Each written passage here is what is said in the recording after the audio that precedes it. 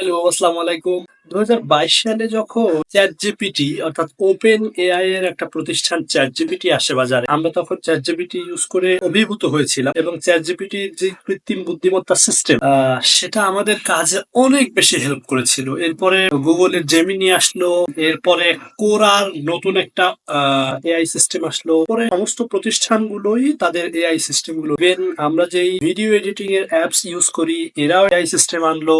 আমরা যেই photo editing এর অ্যাপ গুলো use করি, তারাও এআই সিস্টেম। এখন অর্থাৎ গত ৩ দিন আগে যেই ঘটনাটি ঘটেছে সেটা হচ্ছে, আচ্ছা, সবচেয়ে মজার বিষয় যেটা সেটা হচ্ছে যে এই যে প্রতিষ্ঠানগুলো যে বা চ্যাট জিপিটি অথবা ইমেজের জন্য মিড জার্নি, এগুলো কিন্তু সবই ছিল ইউএস ভিত্তিক অর্থাৎ আমেরিকা। এগুলো সবই silicon valley startup company. কিন্তু দুদিন আগে যে ঘটনাটি ঘটেছে সেটা হচ্ছে চায়না হাংজু ভিত্তিক একটি এআই প্রতিষ্ঠান, যারা খুব স্বনামধন্য না, জেমিনি যেটা গুগল, যেমন চ্যাট জিপিটি যেটা ওপেন এআই এর, এবং ওপেন এআই হচ্ছে মাইক্রোসফটের, অর্থাৎ অনেক বড় বড় কোম্পানির। কিন্তু চীনের এই যে হানজু ভিত্তিক কোম্পানিটি ডিপসিক নামে যেই এআই সফটওয়্যারটি আছে, এটি কিন্তু বেনামি একটা কোম্পানির, অর্থাৎ খুব নাম করা কোনো কোম্পানি না।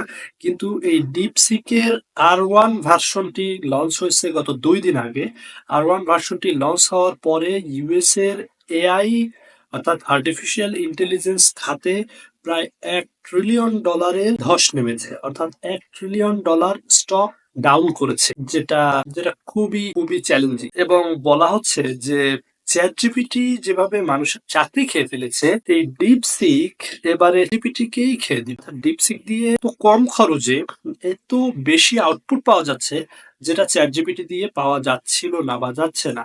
চ্যাট জিপিটির যেই প্রিমিয়াম ভার্সনটা আছে $200, সেই $200 যেটা পাওয়া যাচ্ছে ডিপসিকে সেটা সম্পূর্ণ ফ্রিতে পাওয়া। তো তাহলে কি চ্যাট জিপিটি, জেমিনি বা মিড জার্নি বা এক্স অর্থাৎ টুইটারের যে নতুন একটি এআই সিস্টেম এসছে, এগুলো সমস্ত কিছুই চীন হারিয়ে দেবে? চীনের সাথে কিন্তু পাল্লা দেওয়ার জন্য নতুন মার্কিন প্রেসিডেন্ট ডোনাল্ড ট্রাম্প $500 বিলিয়ন বিনিয়োগ করার কথা বলেছে। আর নতুন এআই অর্থাৎ সিলিকন ভ্যালি ভিত্তিক যত এআই স্টার্টআপ আছে এদের। কিন্তু বিপরীতে দেখা গেল যে চীনা ভিত্তিক ডিপসিক আসার সাথে ডাবল $500 বিলিয়ন হারিয়েছে আমেরিকা। তো চীনের উপরে এত শত নিষেধাজ্ঞা সত্ত্বেও চীন যে কি কৃত্রিম বুদ্ধিমত্তা সম্পন্ন একটি উন্নত সংস্করণ নিয়ে আসছে ডিপসিক, এটা খুবই অসাধারণ। এবং আমার মনে হয় যে মার্কিন ভিত্তিক যে ব্যাপার স্যাপার আছে, অর্থাৎ সবকিছু মার্কিন ভিত্তিক, এটা থেকে আমরা বের হতে যাচ্ছি খুব শীঘ্রই।